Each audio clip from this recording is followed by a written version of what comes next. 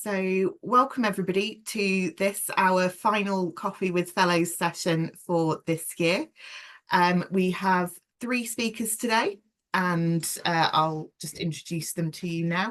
So first up speaking, we have Dr. Martin Chandler. Martin has studied the use of image and performance enhancing drugs and associated health interventions for over 20 years.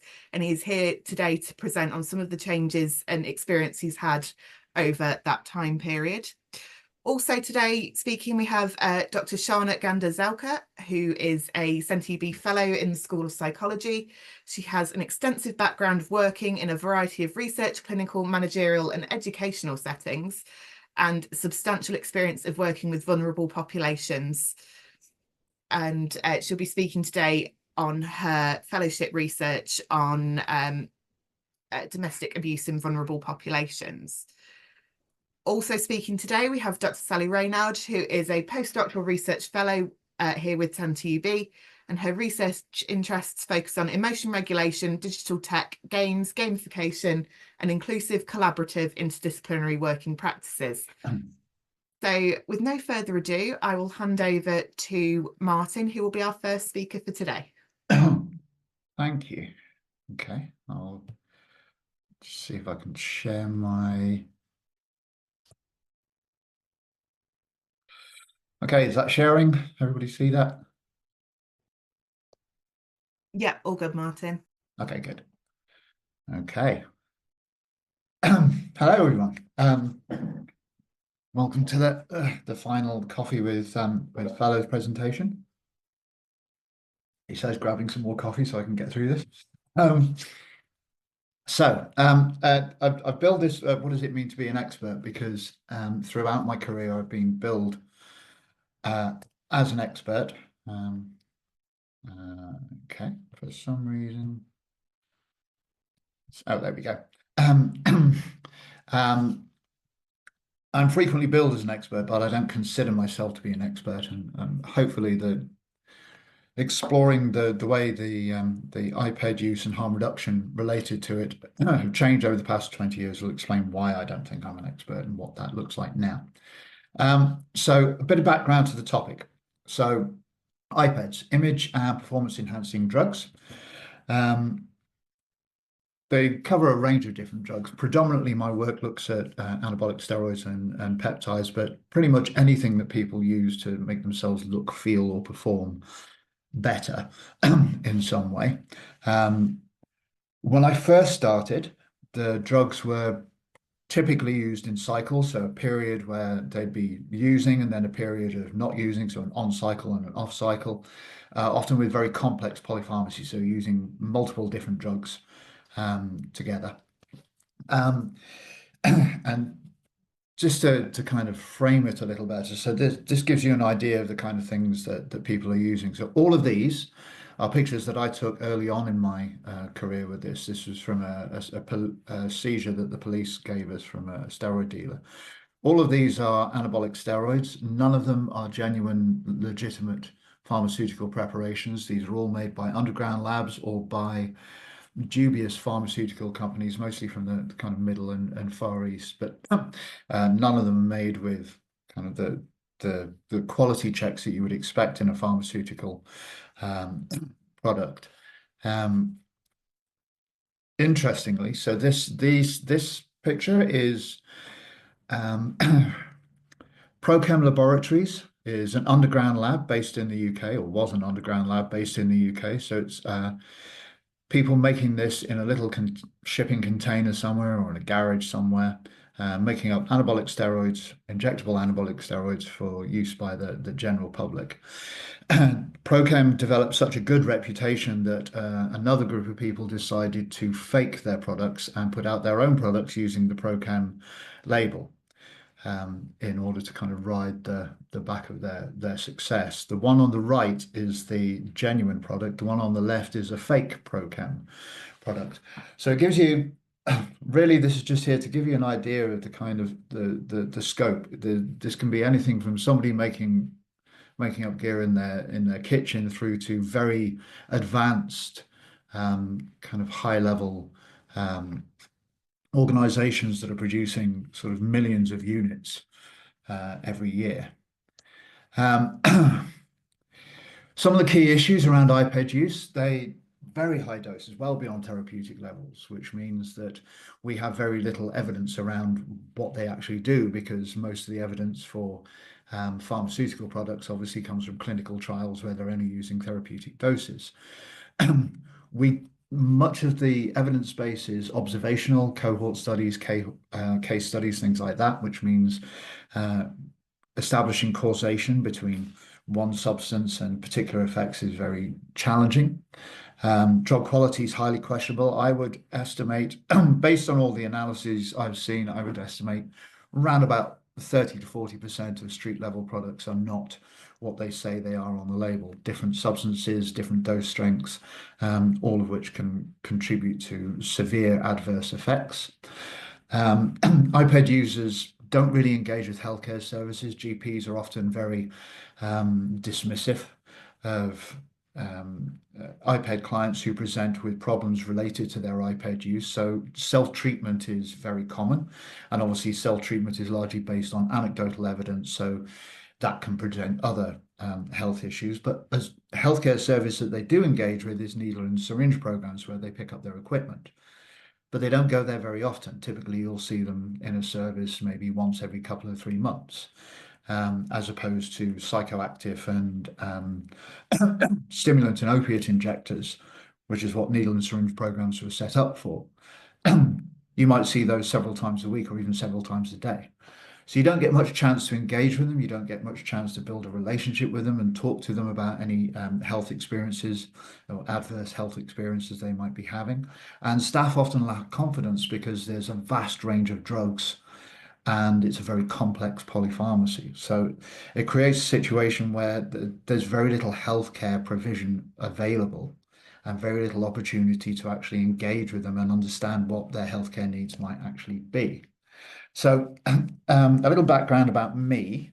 I started as a research fellow at the Centre for Public Health at Liverpool John Moores University with Jim McVeigh, who is now Professor Jim McVeigh.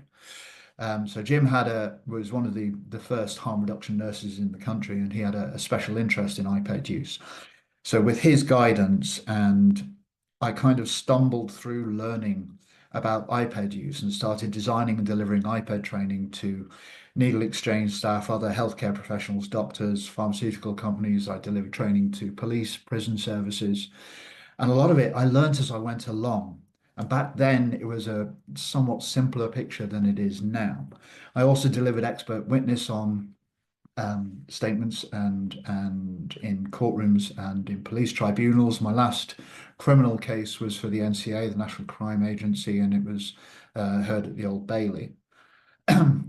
So I have this thing of I'm an expert because I know a little bit more than anybody else seems to about the subject, but I've always felt like I was kind of stumbling through it. There's probably a bit of imposter syndrome in there. Um, in 2018, I moved to University of Birmingham, moved into sports doping research, and my PhD, which looked at the development of sports doping. And then last year, I started my fellowship, which is going back to harm reduction work. So looking at working with Change, Grow, Live, a leading kind of drug and alcohol treatment provider. So I did some staff interviews, a client survey. I did a bit of client work in a couple of services or some shadowing. And I've provided staff training around iPad use. And the main aim of my project is really to understand what the picture is now around iPad use, and then design and deliver the training for the staff, understand what their needs are in terms of understanding iPad use, and also to obviously contribute to the evidence base via scientific papers and conference presentations. Sorry, I've got hay fever's kicking off. So in that 20 years, how has the iPad landscape changed? We've seen a very substantial increase in iPad related research so that we have a much better understanding. Still, a lot of it is case studies and cohort studies, so it's still largely observational, but we have more understanding about the impact of duration of use We have some novel evidence around the effects of anabolic steroids, in particular on cognitive function, which are quite worrying. Um, and there are some disturbing changes in the patterns of use and distribution sources. So it's very much easier to get hold of now. And social media influencers are kind of leading people towards potentially more harmful patterns of use. Um, in terms of practice, so harm reduction services, they've seen an increase in presentations for iPad use, but they've also seen a decrease in dedicated harm reduction services. When I was working at John Moores, there was a dozen or so specialist iPad clinics around the country.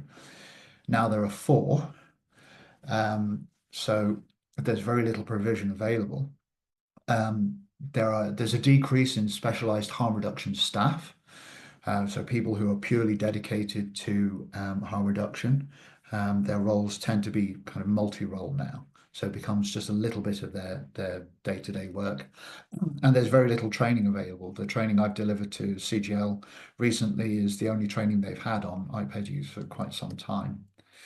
And worrying trends such as people always using, people coming in for self-prescribed hormone replacement therapy, or TRT, including topping up NHS treatment, and the emergence of multiple new drugs such as SARMs.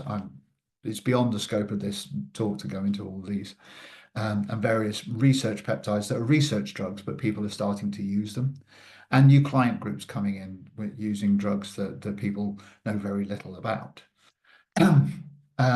There's also changes in the drivers of use, so significant challenges for hypergonadal men to get treatment, which means they are turning to illicit sources in order to try and overcome things that could be dealt with through the NHS. So, am I still an expert? Sorry, I'm rattling through this because I'm aware I only have 15 minutes. So I'm keeping my eye on the clock. My expertise, really, I would argue, is the ability to consume a vast range of literature across wide-ranging subjects and have a kind of basic understanding of it. I have a bit of an obsession with how the human body works. I go to the gym. I have an interest in nutrition and exercise. I'm very good at having conversations with people about fringe behaviors. I've done a lot of work talking to iPad users and other drug users about their work. I've done things like drug welfare work in festivals. I'm very good at being able to just have a conversation and listen to what they're saying, get them to open up about things that they may not want to talk about with other people, and the ability to kind of draw these things together and present a kind of coherent picture, which is what the training is partly geared towards. But what do I think an actual expert in this field looks like? Somebody who has expertise in all of those things. I would argue that I have expertise around the last three. My degree and master's were both in psychology. I understand safe injecting procedure and exercise and nutrition.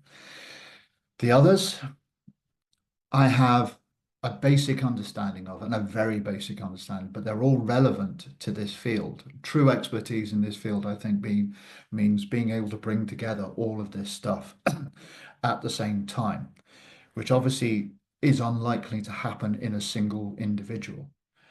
So, what are the implications of this for practice, research, and policy? So, in terms of practice, harm reduction services are currently ill-equipped to serve the needs. They don't have the expertise in many cases. Staff require a very detailed understanding of quite a wide range of drugs and the patterns of use. And they also need some support from multiple different health disciplines, which currently doesn't exist. In terms of research, I mentioned that the current evidence base is observational. There are challenges to providing better alternatives. We can't really give people 4 different anabolic steroids, 3 different peptide hormones, and all the ancillary drugs, which are things like breast cancer treatments and bronchodilators and all the other things that people use, and then see what happens, because ethically that's questionable to say the least. we need to understand the new trends in types and patterns of drug use, particularly the trends around the drivers such as social media. Social media, there's a big trend at the moment on TikTok for the use of trenbolone, which is a very powerful anabolic steroid. Very experienced anabolic steroid users that I know have all said that they wouldn't go anywhere near trenbolone until they've been doing it for quite some time because it's a very harsh drug. But we are now seeing younger people who are going, well, I'm just going to start with trenbolone because everybody's going like that's the best steroid you can get. So we need to understand all this better because it's all very anecdotal at the moment. And in terms of policy, um, there are no clear referral pathways. So there are potentially issues around cardiovascular health, reproductive function, and mental health in particular, where good referral pathways into specialized consultancy would be invaluable, so proper experts. But those referral pathways don't currently really exist. We need more investment in research to better understand what's actually happening and what the potential adverse effects of these things are. And harm reduction itself, as always, needs greater investment, particularly in staff training and in specialized service provision, so that we can attract more IPED clients into those services and provide something that makes them want to engage and open up and talk about the health issues they may be having, so that we can try and address them properly. And it looks like I've finished on time. Thank you very much for listening. Thank you very much for that, Martin. Absolutely fascinating stuff. I will hand over now to Shana, but just while she's setting up her slides, if you've got any questions for Martin, Shana, or Sally, you can put them in the chat or the Q&A box, and we will come to all of them at the end. And if you could start your questions with the name of the speaker you would like that question putting to, and then that just helps us to streamline that question and answer at the end. So with no further ado, I will hand over to Shana for her presentation.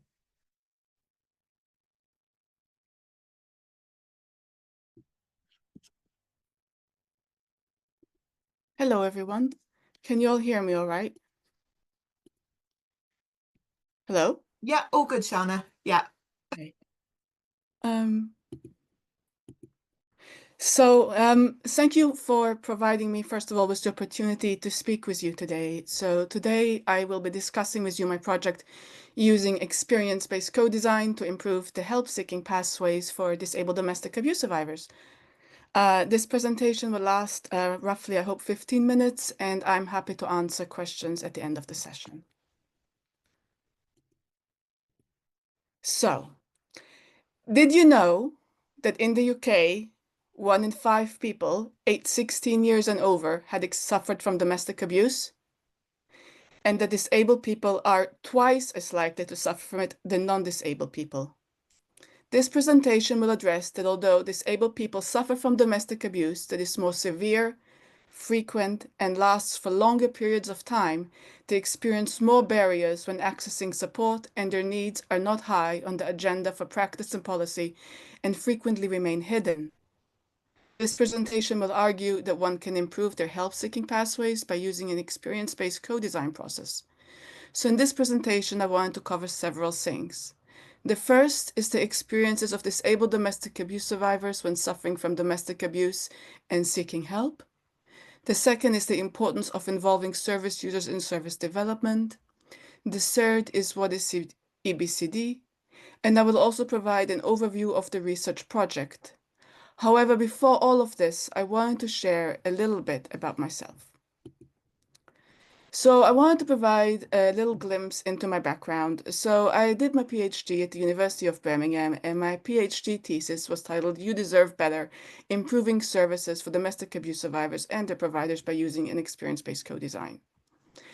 As the name of the thesis implies, it aimed to improve services for domestic abuse survivors and their service providers, and it engaged survivors, police officers, police staff, and independent domestic violence advisors in an experience-based co-design process. So the acronym of it is EBCD. I will discuss this approach in greater detail later in this presentation, but for now, I just wanted to share that although EBCD was widely used in healthcare, I was the first to use it in the policing context with victims. My thesis added to knowledge in two ways. First, it demonstrated that EBCD can be implemented in this setting with domestic abuse survivors and with victims. And second, it proposed an integrated theoretical model to explain survivors' help-seeking behaviors. Furthermore, following the project, my research team and I were informed by the police force conducting the project with us that the action plans generated from my PhD project were included in the regional strategic plan for domestic violence, as well as that the findings of the project were shared with the police lead for domestic abuse and have informed the Office for the Police and Crime Commissioner's assessment compliance against the Victims Code. Following my PhD, I did two postdocs. The first was at Aston University, and I was working on the SWELL project. The project focused on improving staff well-being, and the specific aim of it was to pilot two types of interventions and to improve well-being of staff working at pediatric intensive care units in 14 units across the UK. And following this, I did a second postdoc at the Open University, and the project focused on evidence-led prosecutions in domestic abuse cases. And after all of these postdocs, I returned to the University of Birmingham as a Center UB Fellow, focusing on the project I want to discuss today. So I wanted to raise your attention to three important points. The first point is regarding the experiences of disabled domestic abuse survivors when suffering from domestic abuse. So we know that they are more likely to be hurt by the perpetrator, and that physically disabled survivors are dependent on family members for personal assistance, even when the person providing the assistance is the perpetrator of abuse. Unfortunately, previous studies have indicated that disabled survivors may experience disability-related abuse and may feel pressure to tolerate the abuse out of fear of who will take care of them. Examples of disability-related abuse occur when the perpetrator denies them access to a wheelchair or other mobility aid, or when the perpetrator forces them to have sexual activity in return for accepting help, for example, helping them go up and down the stairs. Furthermore, physical disabilities may impact the survivor's ability to physically defend themselves or escape the perpetrator, and people with sensory disabilities might miss auditory or visual signs of abuse. As the survivors may be dependent on the perpetrator, they may see this as their only option. However, it is crucial to remember that it is the vulnerable situation and not the disability itself that makes a person vulnerable. The second point I would like to address is the experiences of disabled domestic abuse survivors when seeking help. So previous research has demonstrated that disabled survivors in the UK may have fewer support services available, may face delays in obtaining help, and may experience domestic abuse for longer duration of time before accessing support. Furthermore, disabled domestic abuse survivors in the UK may have negative experiences when seeking help from public services. Sadly, they often describe the police as the least helpful service to them, and in addition, healthcare providers in the UK may not know how to identify domestic abuse, nor view it as one of their primary responsibilities, and therefore they may be reluctant to address it. And domestic abuse survivors in the UK may be fearful of judgment from health professionals. This is complicated further because disabled survivors may have more complex needs, for example, accessible accommodation and transport, or the need for sign language interpreters. However, services may not be physically accessible to them. Therefore, it is sad, but not surprising, that disabled survivors may experience 3.3 years of abuse compared to 2.2 years of abuse for non-disabled survivors before accessing support.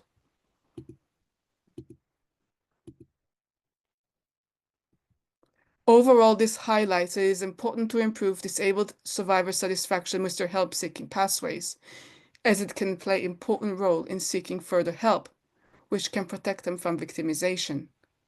However, the effects of domestic abuse on disabled people and their needs are not high on the agenda for practice and policy and frequently remain hidden. This brings me on to the third point, which is about the importance of co-designing services with service users. Key to improving services is collaborating with service users in service development. This will benefit service users because by redesigning services with service users, more responsive services can be created. But in addition, collaborating with service users also benefits service providers because they can learn from their insights, who, as the experts on utilizing the service, can suggest how they need to be improved. This brings me on to what is EBCD. So experience-based co-design, or EBCD, is an approach which enables service providers and service users to co-design services together. It is a user-focused approach that tries to improve patient experience. It was developed in the field of physical health and first piloted in order to improve care and treatment experiences of patients suffering from head and neck cancer and their carers. EBCD tries to move the experience of using the service. In order to do so, the aim of EBCD is to transform the service user from being a passive recipient of the service to a co-designer of the service. Therefore, the approach focuses on the co, in the sense that both service users and the service providers share leadership and work together to focus on designing the experience, changing the process, and improving services together. Therefore, it goes beyond the interview or survey. It does so by making the service users and the stories they share about their experiences essential to designing the service itself. EBCD has been used in various clinical and physical health settings, such as emergency medicine, pediatrics, cancer, maternity, palliative end-of-life care, geriatric outpatient services, primary care for service users with multimorbidities, and it has also been used in mental health settings. Importantly, a previous study has found that on the whole, people who have used EBCD approach found it promising and flexible, as well as engaging both to staff and patients. So why should we use it in this context? Well, there are several reasons for this. The first, that it is important to focus on the experiences of disabled domestic abuse survivors because, as we already covered, they may have more complex needs than non-disabled survivors. Second, as different sectors, including health and policing, play an essential role in providing effective care, it is important to bring these stakeholders together. Third, EBCD has rarely involved domestic abuse survivors in a policing context. In these studies, including my own, an image of which you can see on the side, did not focus on the experiences of disabled domestic abuse survivors. Therefore, the aim is important as it would be irresponsible to provide them with care without knowing how to effectively support them. Overall, the situation calls for an innovative solution which will improve disabled domestic abuse survivors' help-seeking pathway, which brings me on to my project. So the aim of this study is to examine how public services, specifically police and healthcare, can effectively support domestic abuse survivors who have a physical and/or sensory disabilities through using EBCD. The study will add to knowledge by increasing our understanding on how to effectively support disabled domestic abuse survivors. The project will be conducted with the Office for the Police and Crime Commissioner for Hertfordshire, and it has been designed to answer these three questions. First is what are the experiences of the disabled domestic abuse survivors, specifically those with physical and sensory or sensory disabilities during public service encounters, and what features could be improved? What are the experiences of police officers, police staff, and healthcare providers when providing services to disabled domestic abuse survivors who have a physical and/or sensory disability, and what features could be improved? And how can these stakeholders work effectively together to co-design and inform commissioning of services to ensure that they meet the needs of all involved? So this study is basically being conducted in three phases. The first stage is setting up the project. In this stage, we are seeking ethical approval, and we are also setting up an advisory group representation of domestic abuse survivors, police, and healthcare representatives. The steering group will be fundamental in progressing the study forward, and it currently has 13 members on it, including my academic mentor, Professor Heather Flo, my partner organization mentors, David Lloyd, who is the former Police and Crime Commissioner for Hertfordshire, and Dr. Amy Berkhamshaw, and several representatives from the PCC office who direct services and safeguarding nurses and supervisory police officers, as well as Professor Rebecca Wright, who is a colleague of mine from Johns Hopkins University in the United States. The second stage includes the interviews and analysis. So we are aiming to conduct interviews with 10 participants from each stakeholder group. The interviews will be audio recorded, transcribed, and anonymized, and touch points will be identified. And touch points are any features of an environment or process that make a difference to people's experience of it, either for the better or for the worse. And the findings will feed into a CETA script. And then the service users, service providers, and the advisory group will be invited to provide their input into the CETA scripts. And this will contribute to the co-production aspect of the project. And following the interviews and analysis stage, we will hold a workshop, which is the third stage of the project. And the workshop will be with all of the stakeholders groups in order to identify and prioritize 5 areas for action from the identified touchpoints. To generate discussions, I will present the findings, and also a professional theater company will act out some of the findings, followed by Q&A. And the theater will be used as previous research has highlighted that it can engage audiences on an emotional and cognitive level in a way which can be hard to convey in more traditional forms of disseminations, for example, academic articles. So this study will lead to several outputs. Because of this research, we will first have an enhanced understanding from the perspectives of disabled domestic abuse survivors on how they believe services can be improved and tailored to their needs. We will also better understand the experiences of police officers, police staff, and healthcare providers when providing services to disabled domestic abuse survivors and how they believe services can be improved. And second, we will identify their top priorities for change. Third, the service providers workshop entities will have the opportunities to speak with domestic abuse survivors about how they believe services can be improved. And gaining this knowledge with the hope of adapting services accordingly will lead to better treatment of survivors, as well as grow confidence and trust in the policing of domestic abuse and in the police more broadly. This would lead to victims feeling better supported. And fourth, through using theater during the workshop, I will be able to disseminate findings which may be lost in translation when utilizing more traditional forms of dissemination. And fifth, the study findings will be disseminated through a variety of written outputs and will be presented at conferences. So in conclusion, disabled domestic abuse survivors are more likely to be hurt by the perpetrator and suffer from it for a longer duration of time, but are dissatisfied with their help-seeking pathway. Therefore, it is crucial to improve their help-seeking pathways, and key to ameliorating services is involving service users in service development.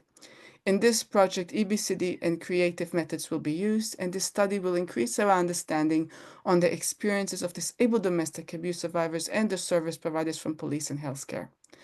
This project will involve their collaboration in service development, and this will ensure that services are tailored to their needs of disabled domestic abuse survivors and their service providers from healthcare and policing, thus creating more effective and efficient services which will benefit all involved. Thank you for your time and attention. I'm happy to answer questions. In case you have any questions, please use the Q&A function below. Thank you. Thank you for that, Shana. That's really important work that you've highlighted there. It was really, really interesting to hear about what's already been done and where you're working towards with your fellowship. If we could now hand over to Sally, and that will be our final presentation for today's session, and then we'll move on to the Q&A. Again, if you've got any questions for any of our speakers today, please put those in either the chat or the Q&A box, starting your question with the name of the speaker you would like to address.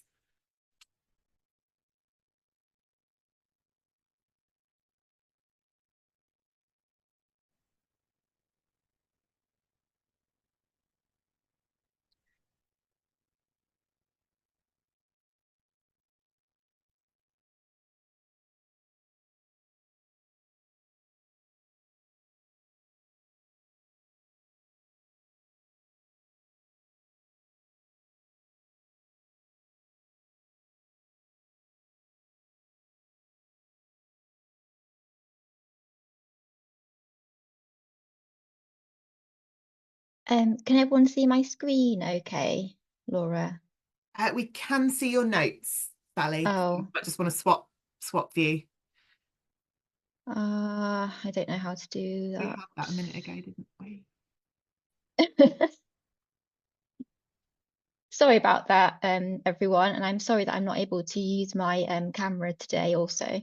I'm Sally, and I'm one of the postdoctoral research fellows in Centre UB at the University of Birmingham. I'm going to be giving you a whistle-stop tour on gamification as an important tool to address the global health and societal challenges that we face. So I'll give you a bit more context to the pictures shortly. First, I'll give you a bit of a background on my PhD research, which I did in the School of Psychology at the University of Birmingham. It focused on understanding and training emotion regulation in children and adolescents. And emotion regulation is how we manage our emotional reactions in the moment, and it's linked to important behavioural outcomes related to how well we can function in education, social, health and workplace contexts. My first study looked at the links between the strategies that children and adolescents use to regulate their emotions, and also their empathy abilities, personality traits, and the experience of being bullied.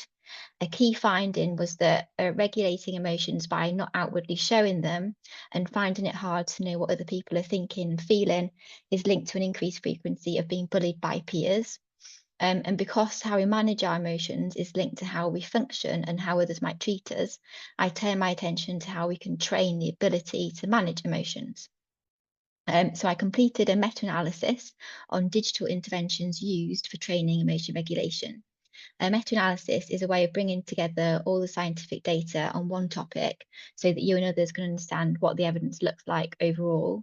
I discovered that digital games like those that you play on a smartphone provide the best evidence for successfully training emotion regulation digitally in children and adolescents compared to other digital modalities. And based on this knowledge, I co-designed a new prototype emotion regulation smartphone game for children with a variety of collaborators. And to give some context to the pictures, the bottom picture is a still from the prototype game, and the game narrative centered around a zombie that escaped a zombie science lab, and after being shrunk with a shrink gun, it entered a professor's brain, and the professor is in the picture there.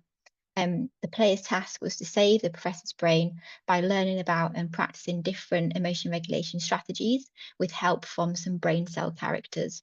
And the top picture includes 2 of the 14 brilliant bachelor's and master's students who I collaborated with as part of the co-design and evaluation of the game. And we were at a public engagement event here where we showcased the prototype. So we've heard a bit about digital games and how they can be used to help us learn important psychological skills. But what is gamification? Gamification is the use of game design elements in non-game contexts. When we talk about game design elements, we mean things like winning points and moving up in levels of difficulty, things that game designers integrate when creating games. I'll talk a bit more about these shortly. And as you can see, the non-game contexts that gamification can be applied to are diverse and broad. And while the application of gamification to business and marketing has been around a long time, think credit card redeemable points, for example, efforts to understand and apply gamification to address global challenges related to health and well-being, education and training, the environment, and cultural and natural heritage have begun relatively recently.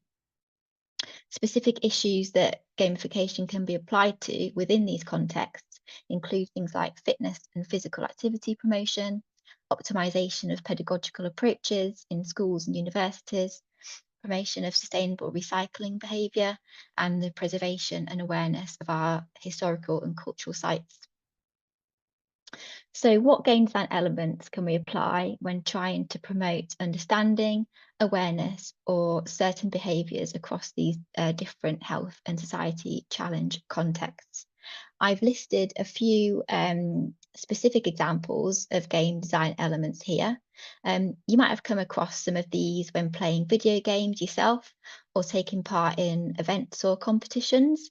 So things like winning and exchanging points and badges, and the use of leaderboards and progress bars to track how you're doing. We can focus in a bit more on the successful use of one of these elements here, narrative, within the context of health and well-being. So narrative, also known as storytelling, can have multiple benefits as a game design element. Building a narrative into an activity can help us to give it meaning and provide enjoyment. So rather than just doing something, you can feel as though that you're part of something and that there's a point to it. It can also help us to reach and understand the goals of the given activity and enhance our emotional experience as well. And using a narrative can help us to feel immersed, so encouraging our involvement and engagement in the activity. Researchers have provided practical guidance to using this element appropriately, stating that the narrative should create a reference to the real world situation and align the meaning of the story with the given context. An example of a narrative being used really well as a game design element is in the popular running app Zombies Run. In this, users engage with the app whilst running or walking outside or on a treadmill.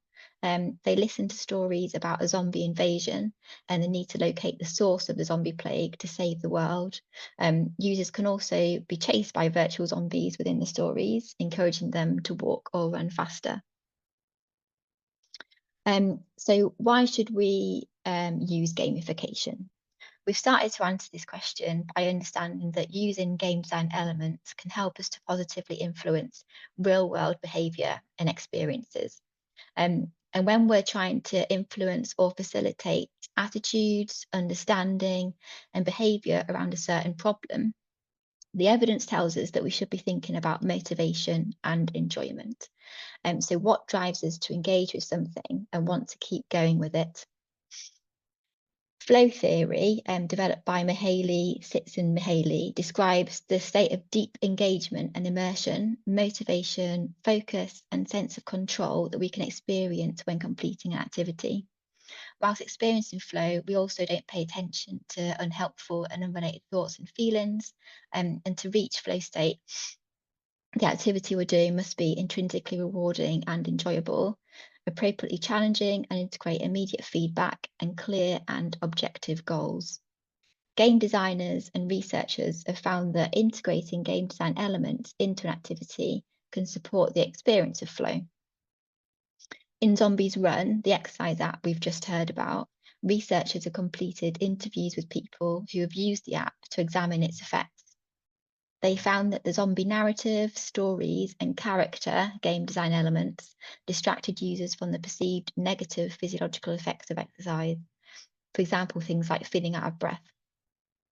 And that favourite feelings brought about by the app were immersion and presence. Self-determination theory can also help us to understand gamification, and particularly its impact on motivation and behaviour change initiatives. Self-determination theory proposes that people have three basic psychological needs, and these are the experience of relatedness, competence, and autonomy. Different game design elements can tap into these three needs and help people to feel motivated. For example, cooperating with other people in teams can instill a feeling of relatedness, increasing motivation in the given activity. And as we know, gamification can be integrated across lots of different settings, contexts, and systems. So how can we integrate gamification into behavioural interventions and initiatives? Some key things that are important to consider are interdisciplinary collaboration.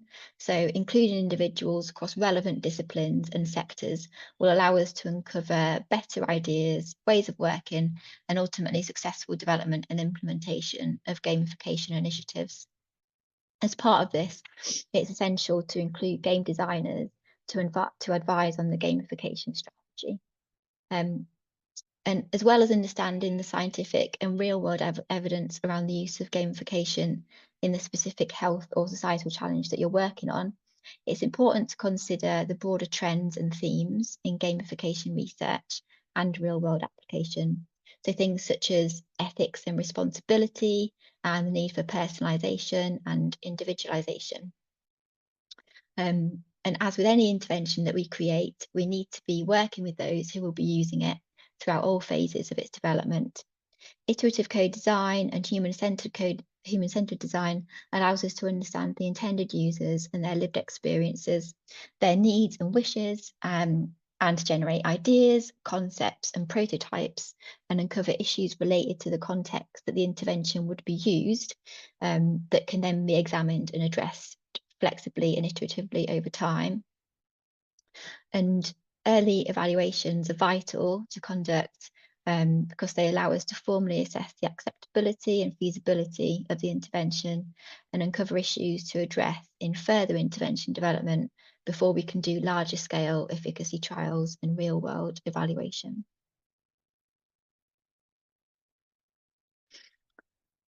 So I'm collaborating with Get Ahead Mindset throughout my Centre UB fellowship.